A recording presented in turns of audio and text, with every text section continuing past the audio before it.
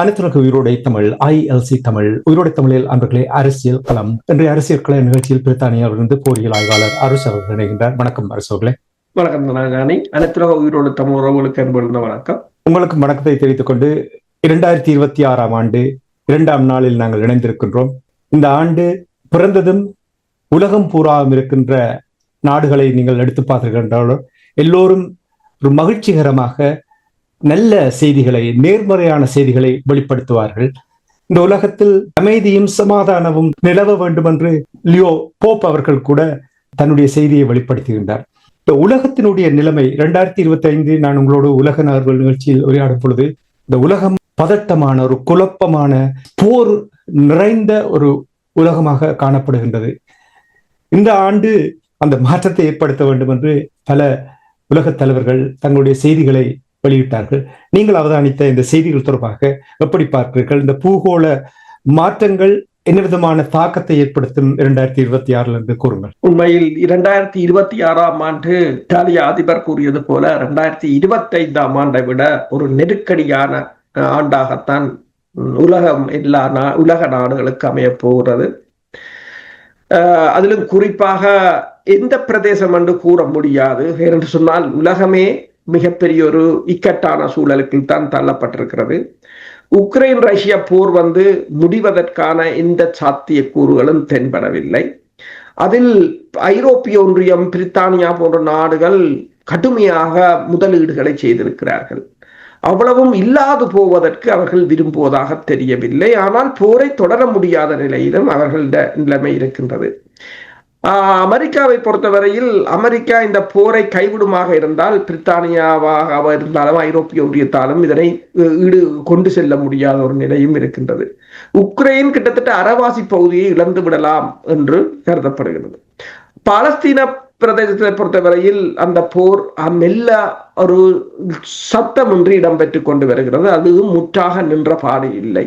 இப்போது சோமாலிலாந்தை இஸ்ரேல் அங்கீகரித்தது என்பது, அங்கு இஸ்ரேல் ஒரு தளத்தை அமைத்தால் அது ஏமன் பகுதியில் ஒரு புதிய களமுனையை துறக்கும். அதே சமயம் ஈரானுக்குமான ஒரு நெருக்கடியை கொடுக்கும். ஈரானுக்குள் உள்ளக புரட்சிகளை ஏற்படுத்துவதன் ஊடாக ஈரான் அரசை பலவீனப்படுத்தி அதன் பிறகு ஒரு தாக்குதலை செய்வதற்கான ஒரு உத்தியாகவும் அது பார்க்கப்படுகின்றது. தென்னாசிய பிராந்தியத்தில் நீங்கள் பார்த்தீர்கள் என்று சொன்னால் இந்தியா இப்போது எல்லோரும் கூறுகிறார்கள், அதாவது உலக பொருளாதாரத்தில் GDPயில் 4வது இடத்துக்கு முன்னேறிவிட்டது. முதலாவது இடத்தில் அமெரிக்கா 31.8 டிரில்லியன் டாலர்களாகவும், 2வது இடத்தில் சீனா 20.6 டிரில்லியன் டாலர்களாகவும், 3வது இடத்தில் ஜெர்மனி 5.3 டிரில்லியன் டாலர்களாகவும், 4வது இடத்தில் இந்தியா 4.5 டிரில்லியன் டாலர்களாகவும், அதற்கு கீழே ஜப்பான் 4.4 டிரில்லியன் டாலர்களாகும். ஆனால் அதாவது இந்த ஆண்டு இந்தியா ஜப்பானை ஓவர்டேக் பண்ணியிருக்கிறது. ஆனால் இது இந்தியாவின் ஒரு மிகப்பெரிய வெற்றியாக கொண்டாட முடியாது. ஏனென்று சொன்னால் இந்தியா இப்போதும் அவர்களுடைய உட்கட்டுமானங்களில் தேர்ட் வேர்ல்ட் கண்ட்ரியாகத்தான் பார்க்கப்படுகின்றது. இந்தியாவின் பொருளாதாரம், அதாவது இந்த நேஷனல் போஸ்ட் ஒரு ஆவணத்தை வெளியிட்டிருந்தது இந்த 2026 ஆண்டு உரிய எதிர்வு கூறலாக. அதில் அவர்கள் கூறிக்காக இந்தியாவுக்கு கடுமையான ஒரு ஆண்டாக இது மாறப்போகிறது என்று சொல்லி, அந்த ஆண்டு முடிகிற நேரத்தில் சீனாவின் வெளிவிவகார அமைச்சர் ஒரு கருத்தை கூறியிருக்கின்றார். அதாவது இந்த பாகிஸ்தான் இந்தியா போரின் போது இந்தியா அமெரிக்காவை மட்டும் கேட்கவில்லை, சீனாவிடமும் கேட்டது இந்த போரை நிறுத்த சொல்லி என்று புதிய ஒரு பூதம் கிளம்பி இருக்கின்றது. அதாவது இதே தொடர்பாக சவுதி அரேபியாவை சேர்ந்த ஊடகவியலாளர் ஒருவரும் சவுதி அரேபியாவின் பல்கலைக்கழகத்தின் பேராசிரியர் ஒருவரும் அதை தெளிவாக போட்டிருக்கின்றார். இந்தியா சீனாவுக்கு தொலைபேசி அழைப்பை எடுத்ததாகவும் பாகிஸ்தானுடன் இது தொடர்பாக பேசும்படியும். இப்ப இந்தியா பலவற்றை மறைத்தாலும் இப்போது அது தொடர்பான தகவல்கள் வெளியாகி கொண்டிருக்கின்றன. இப்ப இந்தியா இப்போது தனது வெளிநாட்டு கொள்கைகளை மெல்ல மெல்ல மாற்ற வேண்டிய ஒரு நிலை. ஏனென்றால் முன்னர் படுகொலை செய்வது, அடிப்பது, போரை கொள்வது அல்லது தாக்குதல்களை நடத்துவது என்று ஒரு ஒஃபென்சிவாக இருந்தது. இனிமேல் ஒரு டிப்ளமேட்டிக்காக மாற வேண்டிய ஒரு நிலை. எனவேதான் உங்களுக்கு தெரியும், கலீடா ஆசியாவின் மரணம், பங்களாதேச முன்னாள் பிரதமற்ற மரண வீட்டுக்கு கலந்து கொள்வதற்காக ஜெய்சங்கர் அவர்கள் டாக்காவுக்கு சென்றிருக்கின்றார்.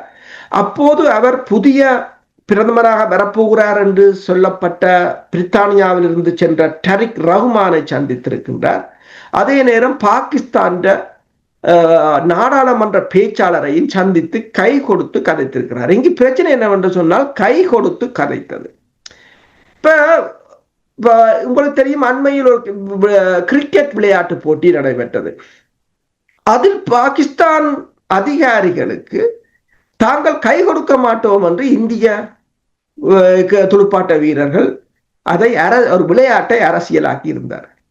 ஆனால் இன்று இந்தியாவின் வெளிவிவகார அமைச்சர் பாகிஸ்தான் நாடாளுமன்ற உறுப்பினருக்கு கை கொடுக்கின்றார். இப்ப இதுதான் அரசியல் என்றது. இப்ப இந்த அரசியல் உண்மையில் விளையாட்டை விளையாட்டாகவும் அரசியலை அரசியலாக பார்க்க முடியாத ஒரு குழப்பமான நிலையில் இந்திய மக்கள் வைக்கப்பட்டிருப்பதுதான் இந்த இந்தியாவின் தற்போதைய இந்த நெருக்கடிக்கான காரணம். அடுத்தது பங்களாதேசத்தில் இடம்பெற போகின்ற தேர்தல். இந்த பங்களாதேசத்துல இந்த அடுத்த மாதம் இடம்பெறப்போகின்ற தேர்தலும் முக்கியமாக கருதப்படுகிறது. பங்களாதேசம் இந்தியாவுக்கு ஒரு மிகப்பெரிய ஒரு திரட்டாக இருக்கலாம் என்று கூறப்படுகிறது. ஏனென்று சொன்னால் பங்களாதேசத்தில் ஏற்படுகின்ற பிரச்சனை மேற்கு வங்கத்தில் எதிரொலிக்கலாம் என்றதால இந்தியா இப்போது காஷ்மீர் பகுதியில் இருக்கிற மக்களுக்கு ஆயுத பயிற்சிகளை கொடுத்து கொண்டிருக்கின்றது. முன்னைய காலத்தில் தமிழீழ விடுதலை புலிகள் மக்களுக்கு ஆயுத பயிற்சியை கொடுத்தால் அது சட்டவிரோதம் என்றவர்கள் இப்போது காஷ்மீர் மக்களுக்கு பயிற்சிகளை கொடுத்து கொண்டிருக்கிறார்கள். அது இன்னொரு அரசியல். ஆப்பிரிக்க நாடுகளை பொறுத்தவரையில் ஆப்பிரிக்க நாடுகள் பிரிக்ஸ் அமைப்பை பலப்படுத்துவதில் அதிக தீவிர கவனம் செலுத்துவதாக தெரிகிறது. ஆப்பிரிக்க நாடுகளில் கடந்த ஆண்டு பல நாடுகள் இராணுவ புரட்சி மூலம் மேற்குலகத்தில் இருந்து விலத்தி இருந்தன. அதே போல கரிபியன் பகுதியில் வெனிசுலா மீதான தாக்குதல்களை அமெரிக்கா நேரடியாக நடத்தாவிட்டாலும் ஒரு முற்றுகைக்குள் வைத்திருப்பது போல் தோன்றினாலும் அந்த முற்றுகையை உடைக்கும் விதமாக சீனாவும் ரஷ்யாவும் இப்போது தங்கள் எண்ணெய் கப்பல்களுக்கு பாதுகாப்பு வழங்கும் நடவடிக்கைகளை மேற்கொள்ள போவதாகவும் ஈரானும் அதையே செய்ய போவதாகவும் கூறப்படுகிறது. இப்ப இந்த புதிய ஆண்டில் ஈரான் மீதான தாக்குதல்கள் அல்லது மத்திய கிழக்கில் தாக்குதல்கள் அதிகரிக்கலாம், கரிபியன் பகுதியில் மோதல்கள் மூழலாம் என்ற ஒரு நிலைமை இருக்கின்றது. அதே சமயம் தாய்வானை இந்த வருட இறுதியில் சீனா கிட்டத்தட்ட 130க்கும் மேற்பட்ட வான்கலங்கள் கடற்படை கப்பல்கள் மூலம் ஒரு சுற்றி வளைப்பு ஒத்திகை ஒன்றை நடத்தியிருந்தது. ஆனால் இந்த சீனா 2026ஆம் ஆண்டு தாய்வானை இணைக்குமா தன்னோட என்று கேட்டால் அதற்கு சீனாவின் PLA இராணுவம் இப்போதைக்கு தயாராக இல்லை என்று சொல்லியும் 2027ஆம் ஆண்டு தான் அது சாத்தியம் என்றும் அமெரிக்காவின் புலனாய்வுத்துறை சொல்லி இருப்பதாக கூறப்படுகிறது. எனவே தங்களுக்கு இன்னும் ஒரு வருடங்கள் இருப்பதாக கூறப்படுகிறது. அந்த ஒரு வருடத்துக்குள் அமெரிக்கா இந்து சமுத்திர பிராந்தியத்தில் தனது படை வல்லமையை அதிகரிக்க வேண்டும்.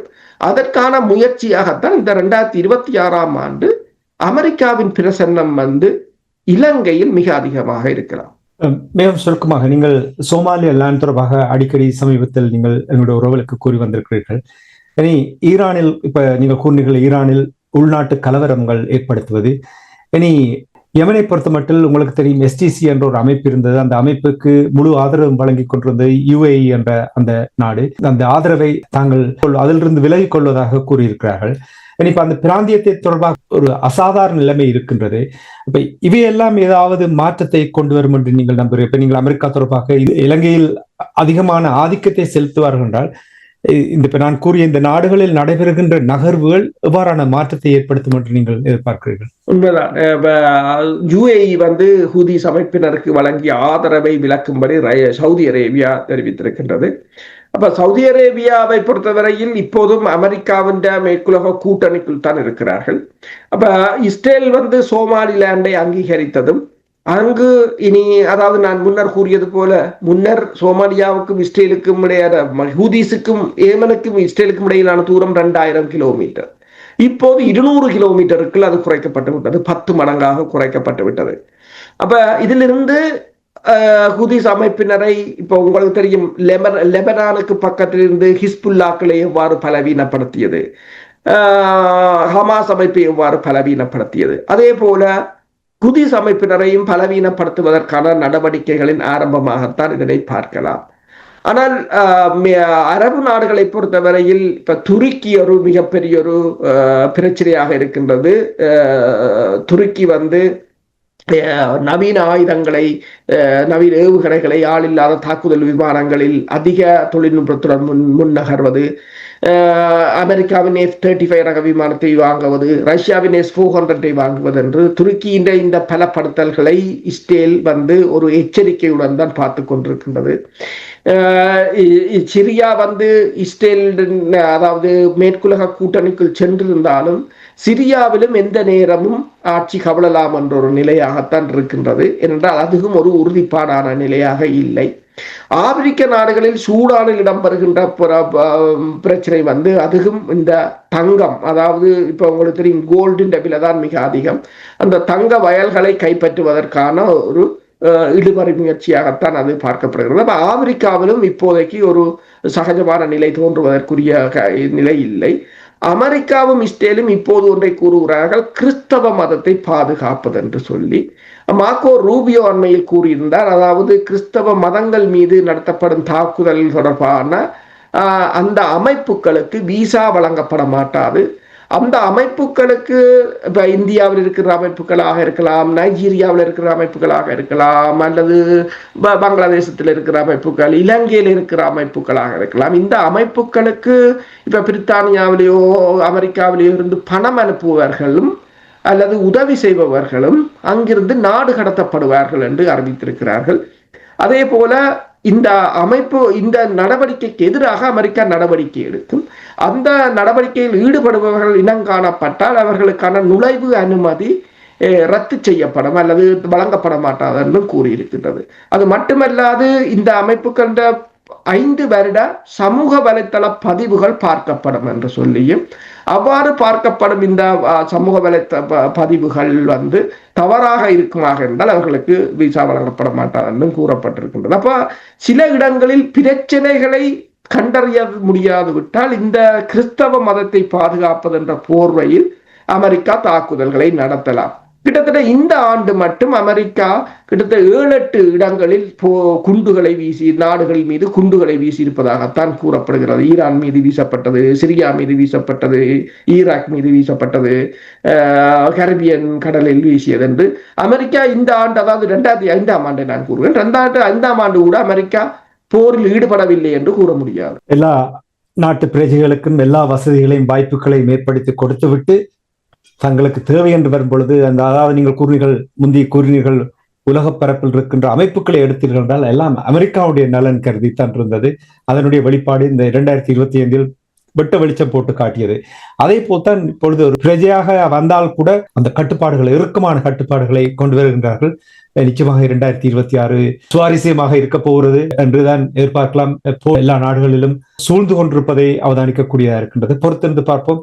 அமைதியும் சாந்தியும் நிலவ வேண்டும் என்று அவர்கள் கூறுவது போல் அவ்வாறு 2026 அமைய வேண்டும் என்று நாங்கள் கேட்டுக்கொண்டு இன்றைய அரசியல் கலை நிகழ்ச்சியை நாங்கள் இத்தோடு நிறைவு கொண்டு வந்து மீண்டும் என்பது நிகழ்ச்சியில் இணைந்திருப்போம். அதுவரைக்கும் நன்றி, வணக்கம். அரசுகளே நன்றி.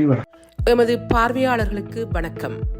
மக்களின் குரலாய் ஓங்கி ஒலிக்கும் இலக்கு மின்னிதழ் மற்றும் உயிரோடை தமிழ் வானொலி ஆகிய இவ்விரு ஊடகங்களும் உங்களை போன்ற எமது நேயர்கள் நண்பர்களின் ஆதரவிலேயே இயங்கி வருகின்றன. மிக குறைந்த பலங்களுடன் பல இடர்கள் மற்றும் தடைகளை தாண்டி பயணிக்கும் எமது ஊடகங்களின் பணிகள் மேலும் வளர உங்களால் முடிந்த நிதியுதவியை வழங்கி இன்னும் காத்திரமான செயற்பாடுகளை முன்னெடுக்க உதவுமாறு மிகவும் பணிவன்புடன் வேண்டி நிற்கின்றோம். உங்கள் பங்களிப்பு உங்களின் உரிமை குரலாய் ஓங்கி ஒலிக்கும். நன்றி.